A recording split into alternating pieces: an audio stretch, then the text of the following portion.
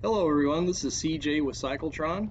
Today I'll be talking about what I think Harley Davidson might think about doing to ensure their long-term survival in the tough motorcycle market that they find themselves in these days.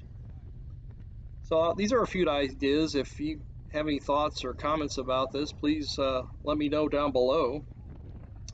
Here I am riding my 2019 Street Glide Special. I actually love this bike. It's my favorite motorcycle, but it's not my favorite relative to the cost compared to some of my other bikes. Like I've got a Copart auction salvage bike that we restored.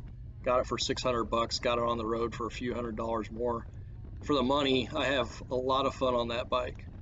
But again, my overall favorite is my Street Glide Special. I bought it new in the end of 2018.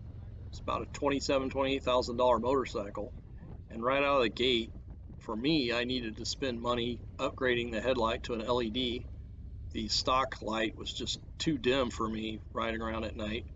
I'm pushing 60. I think a lot of riders in the market for this kind of bike are in that same demographic. So I just can't understand when it's relatively easy to put an LED on a motorcycle, and competing brands certainly do that. Why Harley would basically charge through the nose for a bike and then cheap out on some of the components. Um, Same thing for the rear shocks. I thought the rear shocks were really pretty subpar. Just not enough travel, the way the damping was, just the rebound, just didn't care for it too much. So I spent $1,000 upgrading to Russ Warnemont shocks, and it's dramatically improved the handling of this bike. So it's like a new bike now. But again, I'm not saying Harley across the board needs to discount the price on their bikes. That's something they've been fighting for many years, but I think they can enhance the, the quality of some of their components to justify the premium pricing on these motorcycles. I mean, it just seems greedy to charge that kind of money for a bike and then hold out on some of these key performance items. I wouldn't even refer to these as customizations. It's just something that is part of the inherent functionality of the motorcycle. You know, it's sort of like on the Street Glide Special, they come with premium speakers, but those speakers are underutilized because you need a bigger amp in order to exploit the capability of those speakers. And the stock Street Glide Special comes with the lower powered amp. And so that's what they call a stage 2 upgrade to get a bigger amp. You got to spend a few $100 for that, which I'm not interested in doing. So another thing, I think, you look at Harley and their mid-level bikes, if you will, in terms of pricing. Their Dynas are $13,000 to $19,000, or even include the Sportsters at $10,000 to $12,000. I mean, that's a lot of money. You can buy a Yamaha MT-09 for about $9,000. Now, the MT-09 is known as a good all-around bike. It does lack in some of the components, like the rear shocks, and people put a small windscreen on it and things like that, which people are prepared to do if they're spending $9,000 for a bike. But I think Harley needs to really look at ways of streamlining their costs to offer these mid-level bikes at a more true mid-level price. I mean, I don't think $18,000 to $19,000 is a mid-level price. I mean, you're pushing what the cost of a Ducati Multistrada or Diavel. I mean, those are 23, 24, but at 19, you're getting up there. Uh, so I think in order to make their bikes more affordable, similar to what they've done with their street models, which are made in India, they may have to look at making more of their components, or start new assembly lines in, say, enterprise zones in the United States, or lower cost areas of the United States, say the southern United States. I mean, if SpaceX can base their manufacturing in Hawthorne, California, Southern California, I don't understand why Harley can't figure out how to manufacture more effectively here in the United States. I mean, certainly a lot of their components are no longer made in the United States. I think they should continue to make as much as they can here. But you know, their pricing really doesn't reflect the fact that their components, in a lot of cases, are made overseas anyway.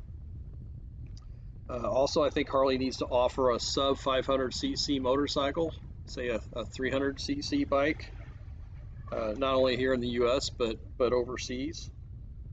And they also need a line of cheaper electric motorcycles. The Livewire is a $30,000 electric motorcycle, very premium bike, a very good bike by all accounts. But there's a dealership in my area that's a high volume Harley Davidson dealership, and they have yet to sell their first Livewire a year after it's been introduced. It's been an utter sales failure, and that doesn't bode well for them to be able to introduce lower cost electric bikes when their premium bikes sitting on showroom floors like a goose egg. Also, I think Harley needs to offer a performance division with their motorcycles, sort of like Mercedes did with AMG. I mean, it'd be awesome to get a Dyna all tuned out, you know, instead of going through all the staging that Harley does, which I think confuses a lot of people. They should be able to offer up a complete, comprehensive performance model bike right off the showroom floor, and then offer that for people who have existing bikes they want to get modded like that. So there are a few ideas there. I think it's going to be easier for Harley to implement some of these things if they become part of a much larger company. Say the way Ducati is owned by Audi, who's in turn owned by Volkswagen Group. I mean, I don't think there's a lot of focus on what Ducati does quarter to quarter as compared to, say, what Harley Davidson has to do quarter to quarter to appease investors in the publicly traded company. You know, certainly Harley had more freedom to do things when they were privately held, but their financial survival depended on them becoming public. And again, I think their survival depends on them becoming private, if not part of a larger group again. You know, this short-term focus on quarterly results is just too much for them, and I think is going to be a real impediment for them going forward unless they make that change. But I love Harley Davidson. I'd like to see them stick around for many more years to come. I think there's a way they can do it. There's a path forward, but it's going to take more than trying to extract the last dollar from the boomers before they ride off into the sunset for them to make it happen. So with that, please drop me your comments and look out for future videos. Thanks a lot.